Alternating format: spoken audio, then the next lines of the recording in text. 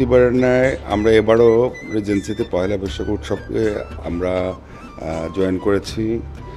প্রতিবারই আমরা একটা আসলে বাঙালি যেটা ঐতিহ্য, বাঙালি খাবার, বাঙালি কালচার কিছুটা রিজেন্সি এটাকে ফুটিয়ে তোলার চেষ্টা করে, আপ্রাণ চেষ্টা করে। আর আমরা যারা আসি এটা উপভোগ করতে, আমরা মোটামুটি প্লিজড হই এটাতে।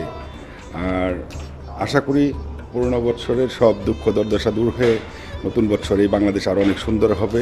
এভাবে এখানে আমাদের বৈশাখটাই করা হয়, আর এবারও এসেছি।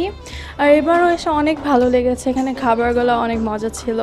আর এখানে তো প্রোগ্রামও হচ্ছে, দেখেন এখানে আমরা আর্টও করেছি হাতে, অনেক মজা লেগেছে, মেহেদিও দিয়েছি, আর গান বাজনা হচ্ছে, অনেক ভালো লাগলো। আই থিঙ্ক এখানে বৈশাখটা পালন করা আমাদের জন্য অনেক স্পেশাল হয়ে গেছে। খুবই ভালো ছিল, মানে আমরা আসলে এতটাও এক্সপেক্টেড ছিল না, আমাদের কাছে এক্সপেক্ট করিনি। কারণ হচ্ছে দেখা যাচ্ছে গত 5 বছর করোনা এবং বিভিন্ন কারণে আসলে আমরা করতে পারিনি এত বড় করে। তো এইবারই আমরা অনেক বড় করে উদযাপন করার চেষ্টা করেছি। তো সেখানে আমাদের বাউল গানের আসর আছে, এই কিছুক্ষণ পরে আমাদের বাউল গানের আসর শুরু হবে, বাউল গান আছে। এছাড়া এবার আমরা আসলে বাচ্চাদেরকে একটু বেশি ফোকাস করেছি, কারণ আমরা চাচ্ছিলাম যে আমাদের এই নেক্সট জেনারেশন, ফিউচার জেনারেশন যাতে বাংলার ঐতিহ্য এবং সংস্কৃতির সাথে পরিচিত হতে পারে। আর এছাড়াও আমাদের আছে buffet lunch and buffet dinner 14 April উপলক্ষে। সেখানে আমাদের buy one get one offer থাকছে সিলেক্টেড কার্ডে।